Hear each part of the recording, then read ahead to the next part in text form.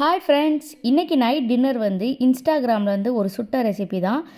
என்னென்னா பார்க்கும்போது ரொம்ப டெம்டிங்காக இருந்துச்சு. சரி, ஓகே, இன்றைக்கி டின்னர் அதவே செஞ்சலான்ட்டு சப்பாத்தியும் ஒரு எக் மசாலா வந்து பண்ணியிருந்தாங்க. ஓகே, அதை வந்து ட்ரை பண்ணலாமேன்னு சொல்லிட்டு நான் பண்ணியிருந்தேன். அவங்களோட எல்லா ரெசிபியுமே ட்ரை பண்ணியிருக்கேன், வேறு லெவலில் இருக்கும். இது இன்றைக்கி எப்படி வந்துச்சு அப்படின்றதையும் மறக்காமல் உங்ககிட்ட வந்து ஷேர் பண்ணியிருக்கேன். நீங்கள் வீடியோ எண்டில் வந்து இது எப்படி இருந்துச்சுன்றதை சொல்கிறேன். அதுக்கு முன்னாடி ஒரு 5 முட்டை வந்து நல்லா வேக வச்சு எடுத்துக்கோங்க. எதுக்கு நீங்கள் முட்டை வேக வைக்கும்போது உப்பு போடுறீங்கன்னு கேட்குறீங்க. அது வந்து நல்லா ஈஸியாக பீல் பண்ண வரும். அது இல்லாமல் வந்து நல்லா வெந்துடும் முட்டை. ஸோ அதுக்காக தான். இப்போ வந்து தேவையான அளவுக்கு மாவு, சப்பாத்தி மாவு வந்து பிசைஞ்சு கொஞ்சமாக எண்ணெய் ஊற்றி ட்ரை ஆகாமல் இருக்கிறதுக்கு ஓரமாக வந்து எடுத்து வச்சிடலாம். அது நல்லா ஊறுச்சுன்னா சூப்பரான சாஃப்டான சப்பாத்தி வந்து கிடைக்கும். இப்போ வந்து நம்ம கிரேவிக்கு தேவையானது எல்லாத்தையுமே வந்து நம்ம வதக்கிடலாம். 2 பெரிய வெங்காயம், என்கிட்ட ஒரு பெரிய வெங்காயம் தான் இருந்துச்சு. ஸோ அதனால் வந்து நான் ஒரு பெரிய வெங்காயமும் ஒரு பெரிய வெங்காயம் போல் கொஞ்சமாக வந்து சின்ன வெங்காயம் வந்து சேர்த்துக்கிட்டேன்.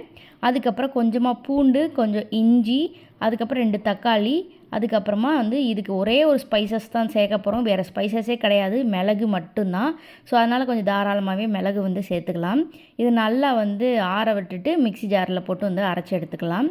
அந்த கேப்லேயே வந்து முட்டை நல்லா வந்து வெந்துருச்சு. இதை வந்து தோல் உரிச்சிட்டு அதுக்கப்புறமா நம்ம வந்து 2 ஸ்லைஸ் பண்ணி எடுத்து வச்சுக்கலாம். இந்த கிரேவி வந்து பார்க்கவே கண்ணிலே அவ்வளோ டெம்டிங்காக இருந்துச்சு. சரி, செஞ்சு பார்க்கலாமே அப்படின்னு தான் இன்றைக்கி வந்து நான் செஞ்சேன். இதோட ரிசல்ட் வந்து எப்படி இருந்துச்சு அப்படின்றதையும் வந்து உங்ககிட்ட வந்து நான் ஷேர் பண்ணுறேன். இப்போ கிரேவிக்கு தேவையானதுக்கு வந்து நம்ம மசாலா வந்து அரைச்சிடலாம். நல்லா ஆறிடுச்சு, அரைச்சி எடுத்துக்கோங்க. இப்போ வந்து கடாயில் வந்து கொஞ்சமாக எண்ணெய் ஊற்றி சீரகம், கருவேப்பிலை போட்டு நல்லா பொரிஞ்சதுக்கப்புறமா நம்ம அரைச்சி வச்சுருக்க அந்த மசாலா பேஸ்ட்டையும் வந்து ஊற்றிட்டு கொஞ்சமாக வந்து மஞ்சள்தூள், தேவையான அளவுக்கு உப்பு அது மட்டும் சேர்த்து நல்லா வந்து வதக்கி விட்டுறலாம். நல்லா தெறிக்கும் இது அடுப்பு ஃபுல்லாக. அதனால் நீங்கள் மேக்ஸிமம் மூடி போட்டு நீங்கள் வேக வச்சிங்கன்னா எந்த இதுவுமே ஆகாது. ஸோ நல்லா வெடிச்சிட்டே இருக்கும் பட்டு பட்டு பட்டுன்னு. ஸோ அதனால தான் இப்போ வந்து நம்ம ஸ்லைஸ் பண்ணி வச்சுருக்க முட்டையும் வந்து அதில் ஆட் பண்ணிவிட்டு நல்லா வந்து மூடி போட்டு வச்சிடலாம், வேகட்டும். இது எப்படி இருந்துச்சுன்ற உண்மையான ரிவ்யூ வந்து சொல்கிறேன். எங்கள் வீட்டுக்காருக்கு ரொம்ப பிடிச்சிருந்துச்சின்னு சொன்னார். பட் எனக்கு என்னவோ இது வந்து அவ்வளோ ஒரு எக் மசாலா மாதிரி இல்லை. எப்படி இருந்துச்சுன்னா ஒரு தக்காளி சட்னியில் ஒரு முட்டையை போட்டு சாப்பிட்டா எப்படி இருக்குமோ அதே சேம் இதுதான் இருந்துச்சு.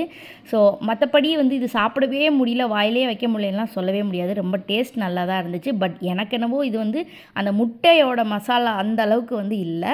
அது ஒரு நான்வெஜ் ஃபீல் கொடுக்கும் இல்லையா, அது மாதிரி இல்லை. ஒரு தக்காளி சட்னி மாதிரி தான் இருந்துச்சு. ஸோ நாளைக்கு ஒரு வீடியோவில் பார்க்கலாம். பை.